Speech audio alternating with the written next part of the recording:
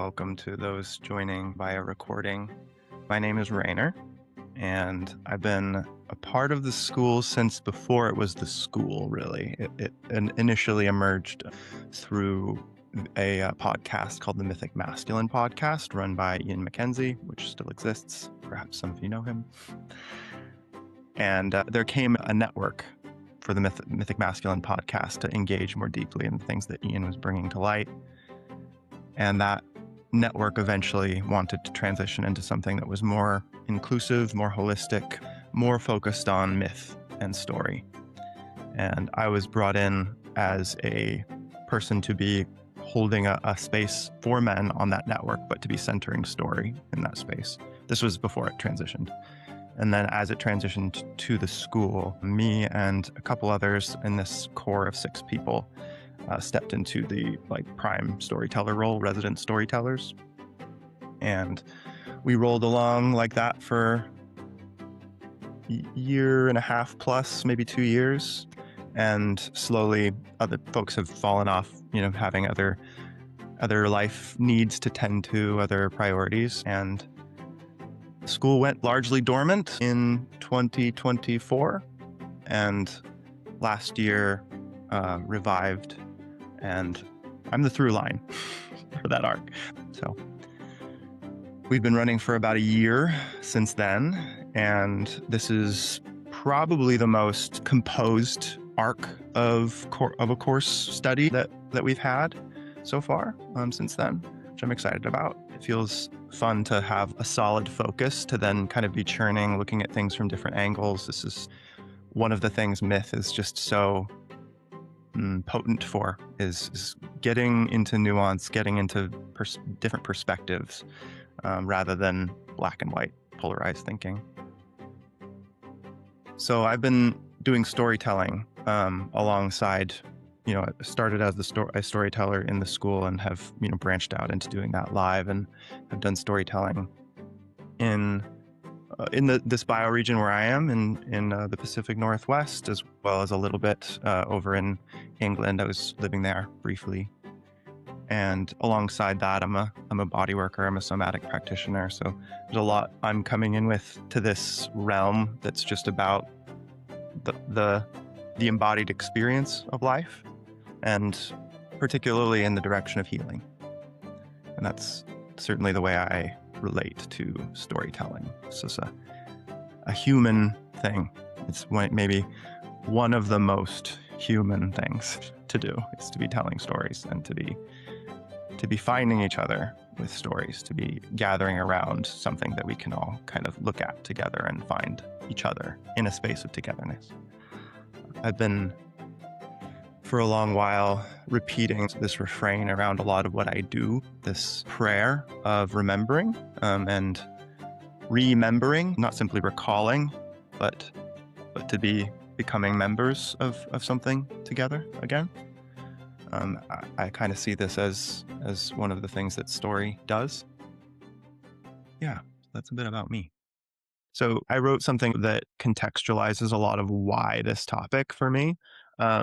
And I think I'm going to try and give just a 30-second version of that story. Essentially, I was living in England and was experiencing debilitating anxiety pretty much every day.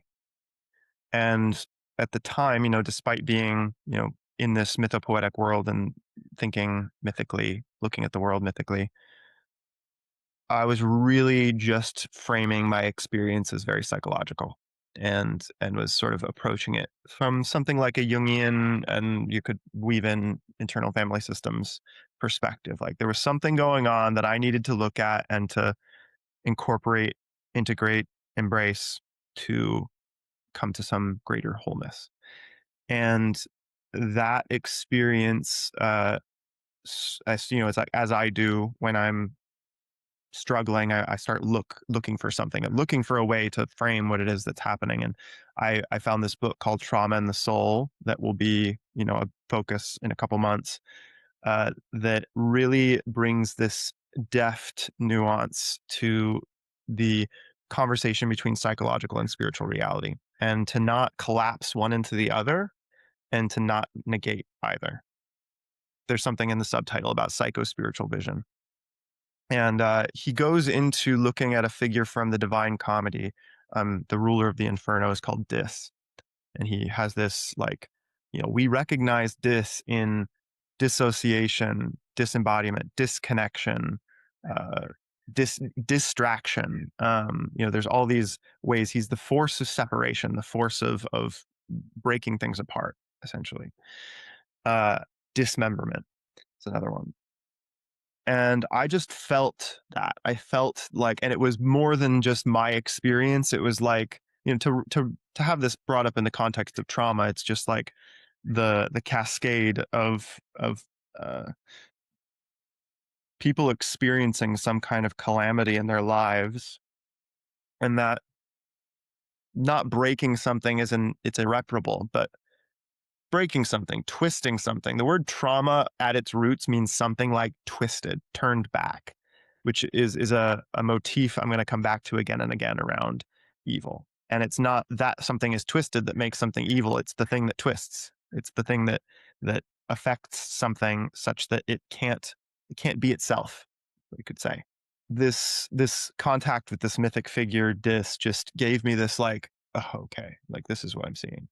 And then, this process unfolded of me being like, I don't know that I'm going to try and integrate a cosmic, you know, entity who rules the underworld. And so I reframed it as this like, oh, there's this facet of Dis that I'm engaged with, and I was calling it Venom. And there's a Marvel character that's a reference to that was very intuitive on my part. It just kind of came to me that was its name. And then I was like, oh shit, that is such an image for this.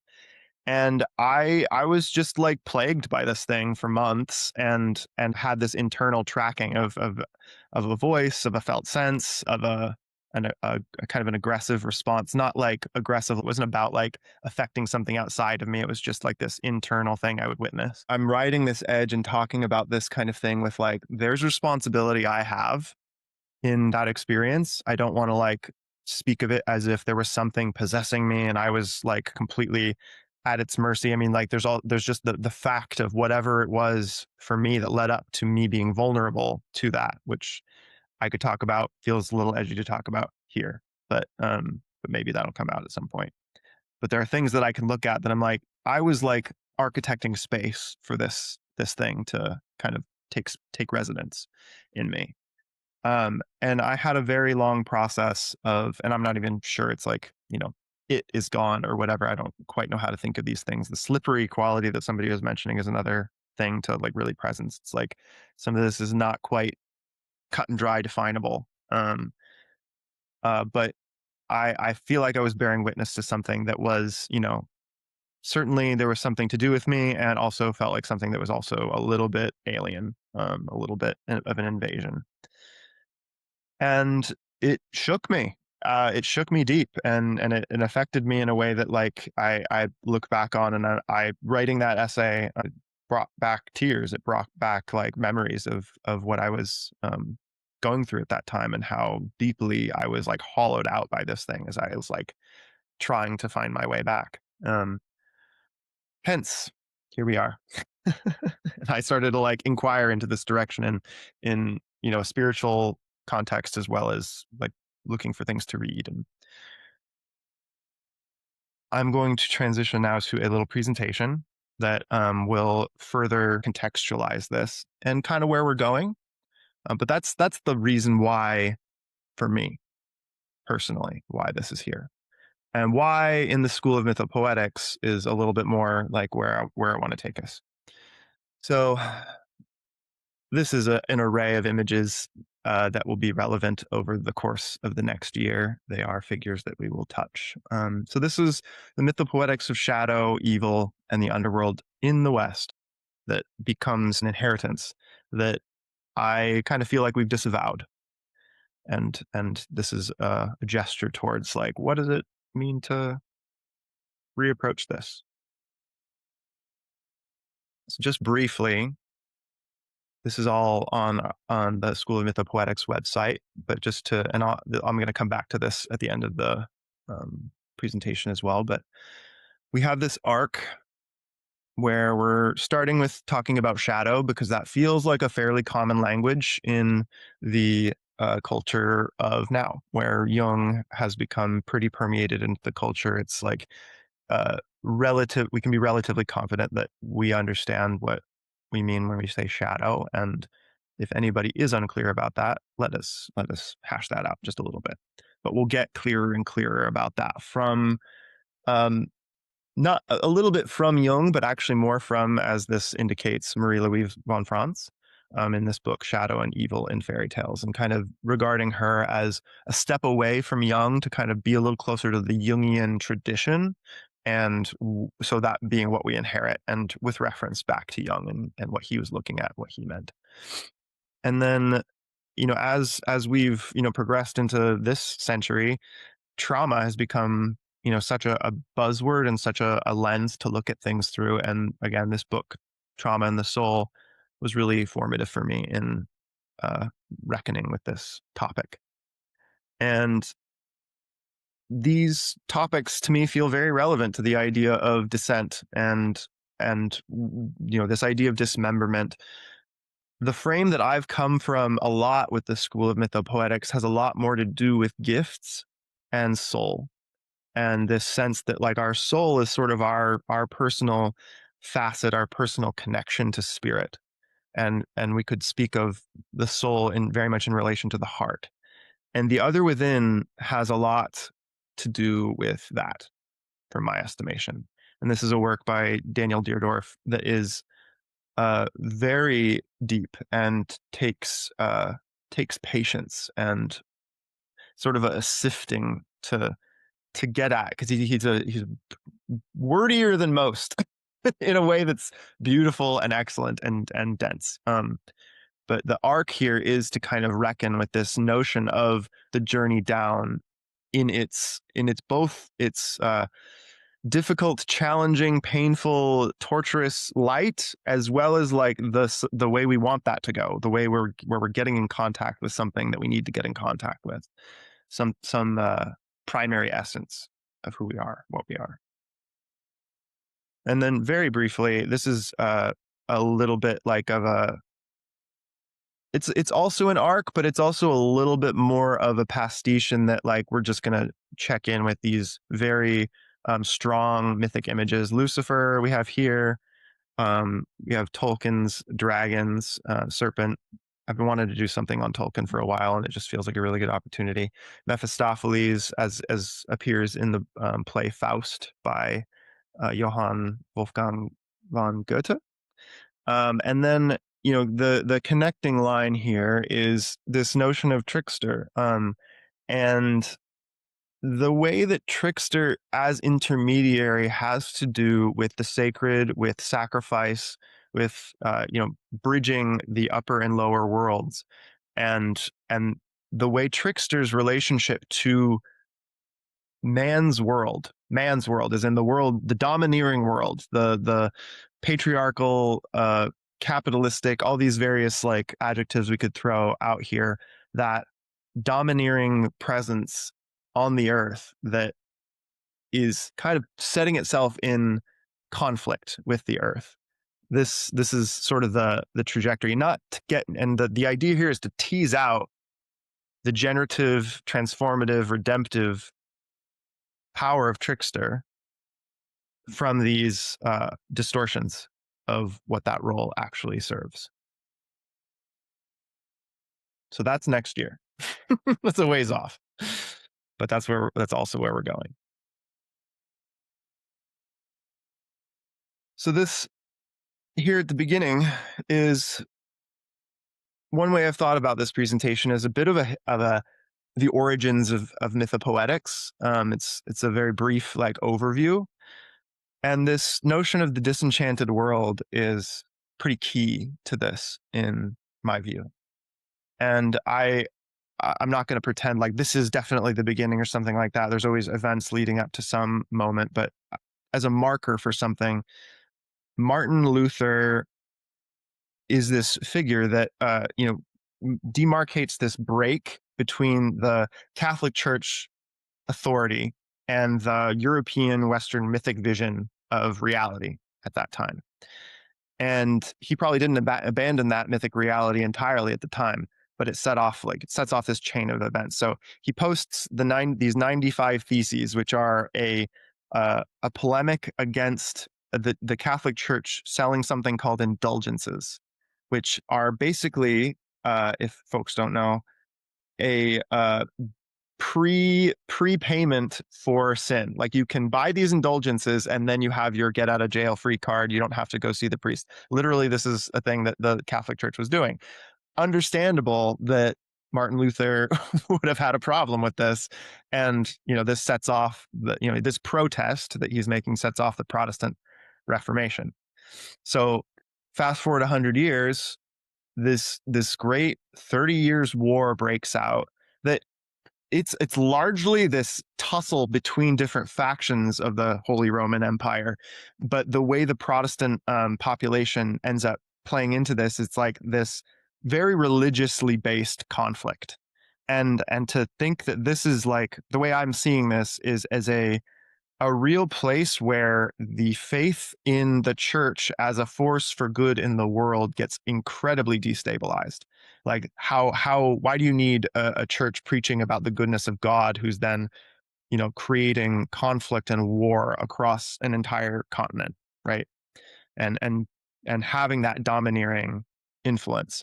There's also an interesting thing to reflect on about the break between the Protestant and the uh, Catholic Church, and that the Catholic mindset is very, very intellectual, whereas the Protestant, at least as I come to know it, like most religion, most Christianity we know in the States is Protestant, or some fracture of Protestantism, and there's this real pattern of the profound feeling, the come to Jesus moment, the feeling of feeling called to the altar. So there's like a kind of a break between the feeling life and the intellectual life, even in that break between the Catholic and Protestant churches.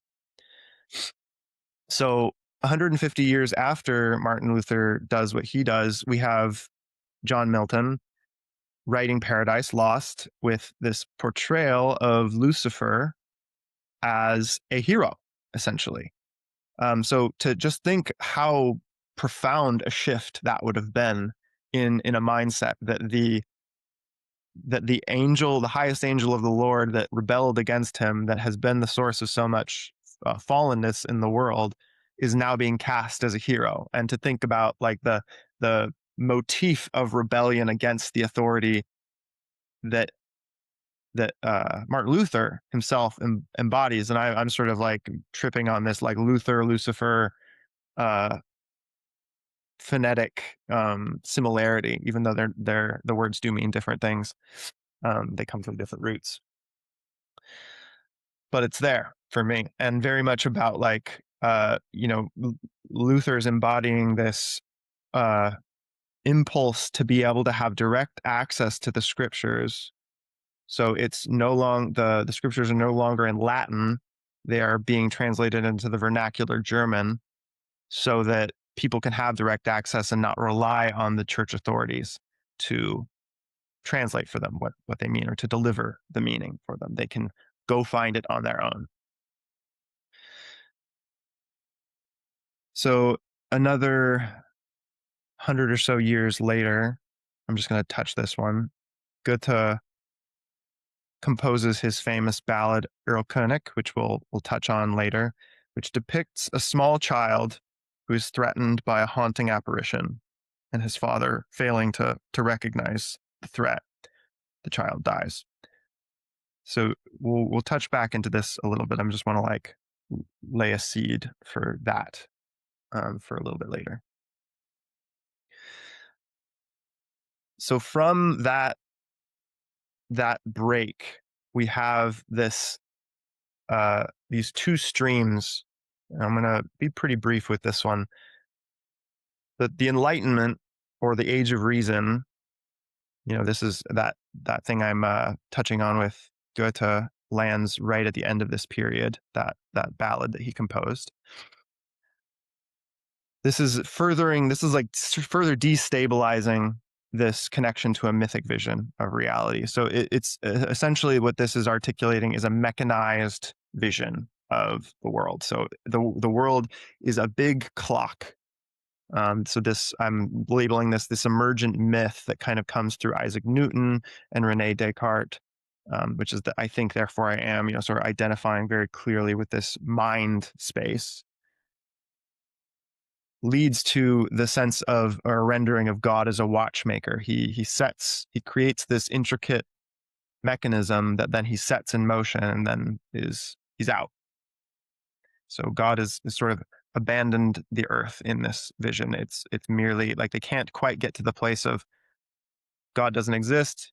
It's just we can't explain how all this exists without him, but he's not here anymore. He's not present.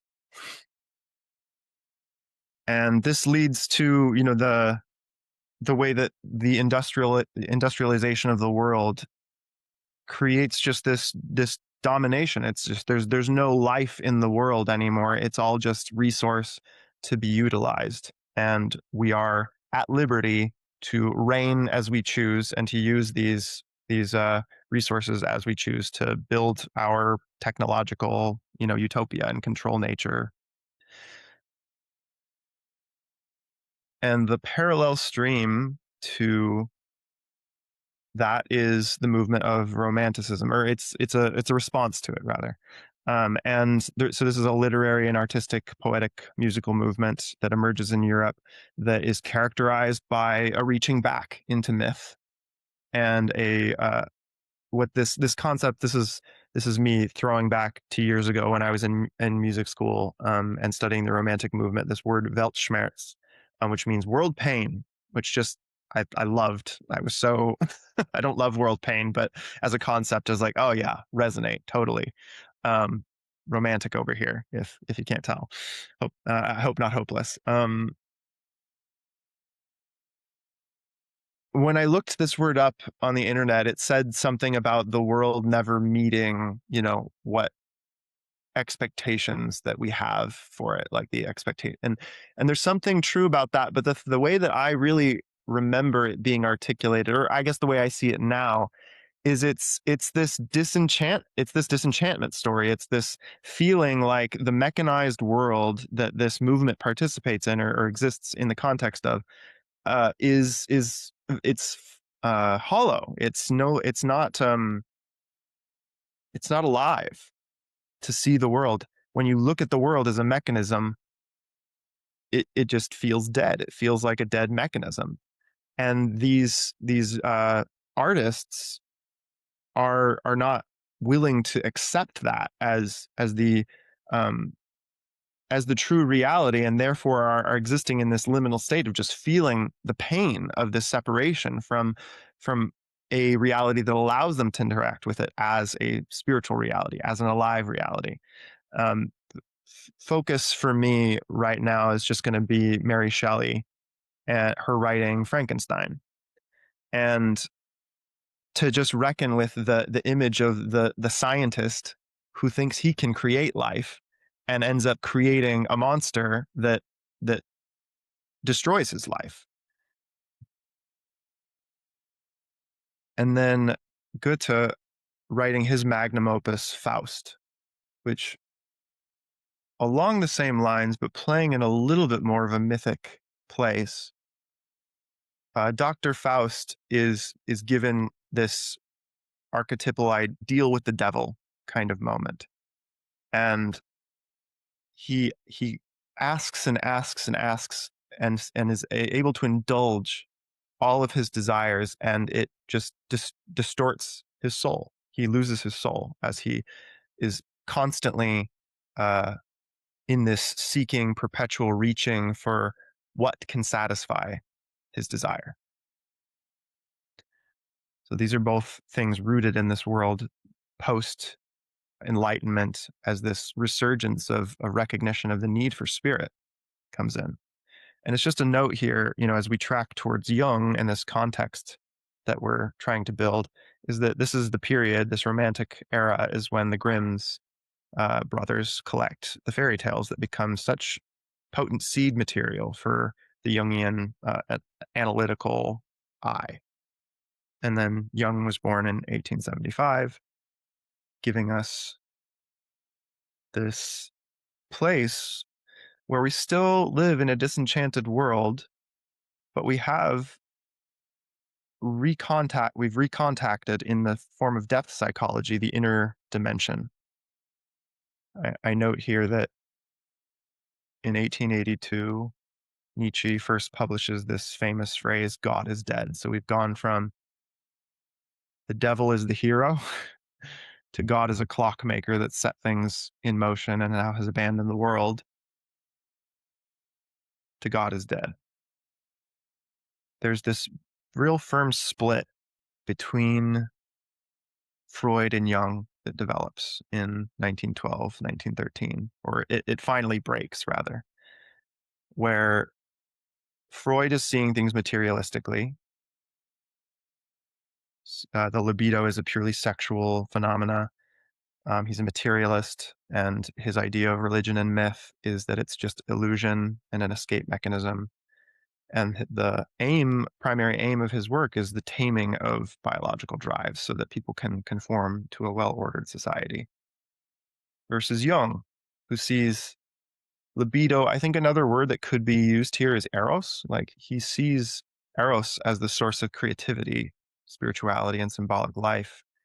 It's a natural expression of the drive towards wholeness in the psyche. And the aim of his work is towards a greater coherence and integrity within the individual that's driven by this spiritual impulse to come together and to self-realize so that one can come together. And this little phrase here, I'd rather be whole than good, attributed to Jung, has been an interesting little motif for me to hold as I think about all this. In that I actually see this now very much as a response to Freud, like good as defined by societal norms is what I hear him saying. He'd rather be whole than conform to whatever society deems as good, because societies are going to be flawed because they're part of this reality. But there's still a problem here as far as I'm concerned, in that we lost an idea of the good, capital G good. I was like struggling with this slide. I was like, how can I evoke this quickly? um, and so just this idea that good and evil are metaphors. They're mental states of being. And then just to like look at, I mean, this is a data center. Um, I was just thinking about posting how many gallons of water these things take. It's like millions of gallons of water a day to cool these things.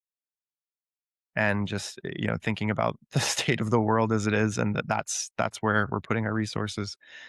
This is in Iran, and then of course very familiar images from the 20th century.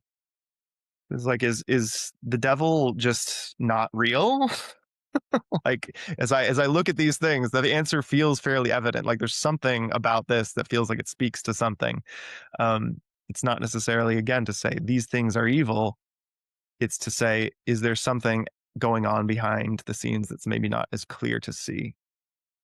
This is James Hillman, another iteration of the Jungian lineage. So we've had 100 years of analysis, he says, and people are getting more and more sensitive, and the world is getting worse and worse. Maybe it's time to look at that. You still locate the psyche inside the skin. You go inside to locate the psyche. You examine your feelings and your dreams. They belong to you, or its interrelations, interpsyche, between your psyche and mine. And that's been extended a little bit into family systems and office groups, but the psyche, the soul, is still only within and between people. We're working on our relationships constantly and our feelings and reflections. But look at what's left out of that.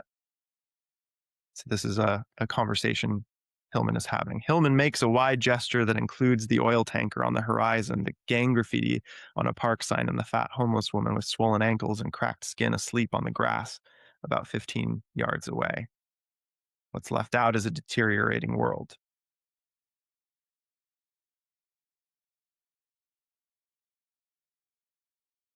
And so we come to this story that I referenced at the beginning. Goethe at the end of the Age of Enlightenment, composes this ballad based on a Danish folk tale, where we have this ominous spirit who is haunting this child, and this child is sickly and sees this spirit and is beseeching his father, trying to tell him that this spirit is here, but the father's just like, I don't see it. I don't see it. I don't see it. And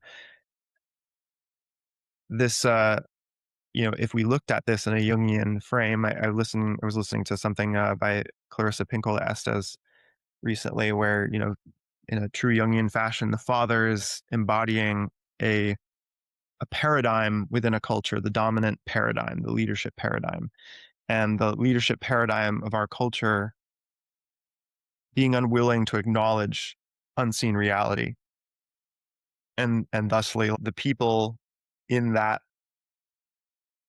sociocultural center's care are just seeing all the horror and seeing that there's something wrong, trying to name it, but the child is taken ultimately in this story, and death wins. And this is another book that really came in this exploration for me, that can't speak to at the moment because I don't have time, but it just, the devil, the idea that the devil's best trick is to convince you that he doesn't exist is the idea.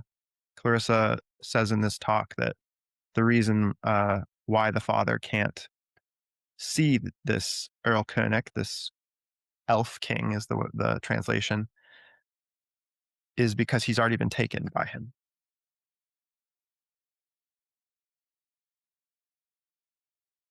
So we come to this inquiry, this spectrum of concepts, of shadow, evil, and the underworld.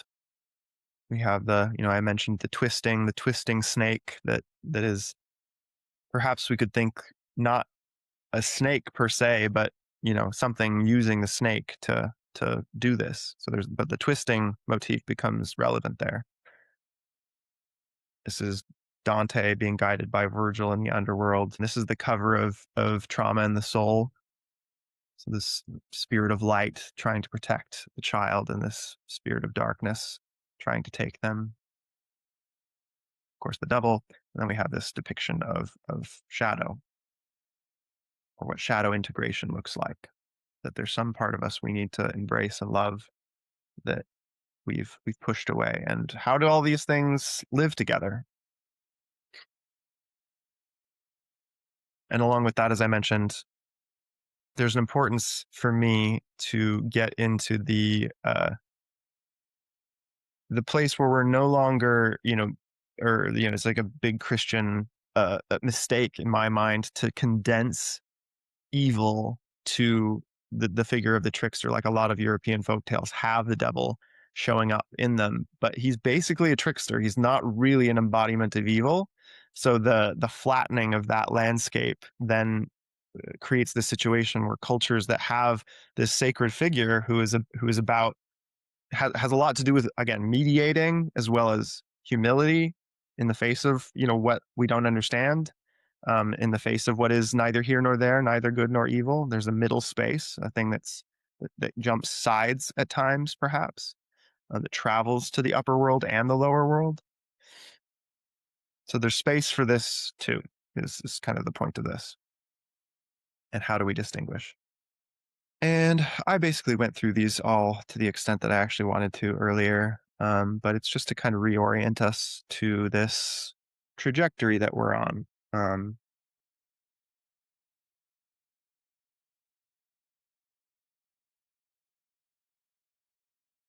So what we can expect is to develop a richer understanding of the devil, the underworld, and the trickster as mythic figures, explore how fairy tales and myths illuminate psychological and spiritual life, build greater discernment around repression, projection, demonization, and othering, understand how trauma and myth intersect in shaping human experience, cultivate a somatic sense and understanding of meaningful suffering as opposed to just uh, endless suffering, directionless suffering.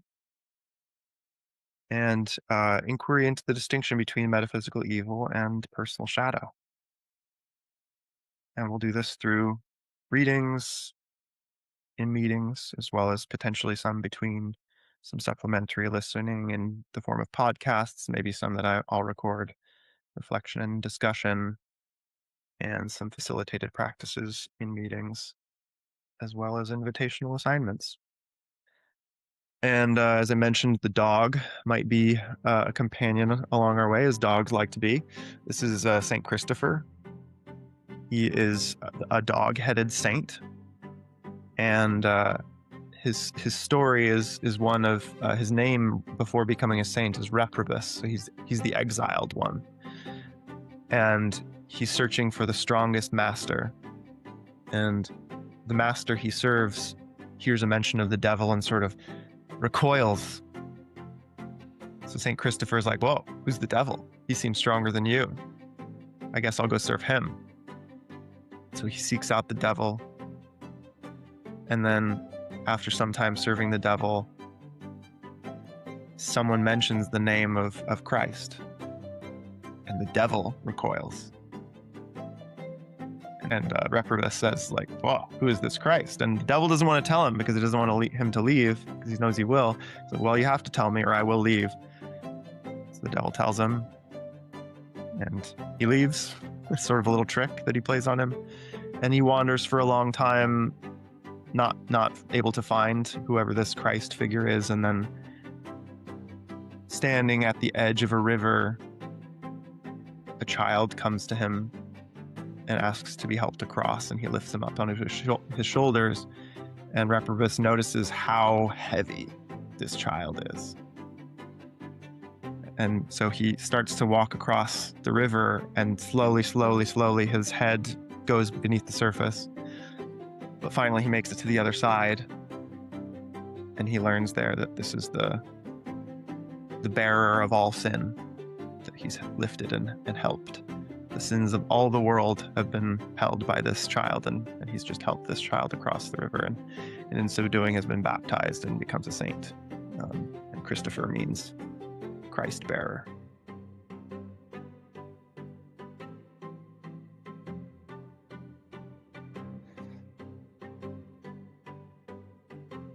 So that's where we're landing with that. Thanks for listening. Thanks for your attention.